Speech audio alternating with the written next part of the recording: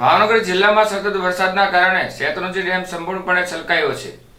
આજે સાંજે 5:45 શેત્રુંજી ડેમ 100% ભરાઈ ગયો હતો અને ડેમ ભરાતા પાલિતાણા અને તળાજા તાલુકાના અસરગ્રસ્ત ગામોને તંત્ર દ્વારા એલર્ટ જાહેર કરવામાં આવ્યા હતા અને અમુક દરવાજા ખોલાયા હતા।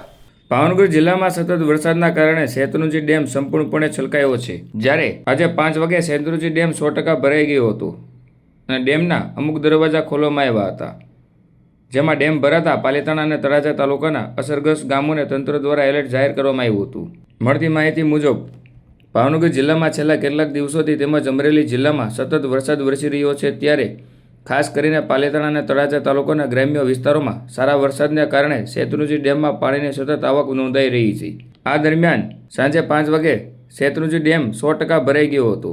ડેમ સંપૂર્ણ ભરાતા તંત્ર દ્વારા પાલિતાણા તાલુકાના નાની રાસતળી, લાપડિયા, લાખાવડ, માયધાર અને મેઢા ગામોને એલર્ટ કર્યા હતા, તેમજ તળાજા તાલુકાના ભેંગાડી, દાતરડ, પીંગળી, ટેમાણા, સેવાળિયા, રોયલ, માખણીયા, તળાજા, ગોરખી, લીલીવાવ, તરસરા અને સરતાનપર ગામોને પણ સાવચેત રહેવા સૂચના આપવામાં આવી હતી। સ્થાનિક તંત્ર દ્વારા નીચાણવાળા વિસ્તારોમાં રહેતા લોકોને સાવચેત રહેવા અને જરૂરી તકેદારી રાખવા અપીલ કરવામાં આવી હતી।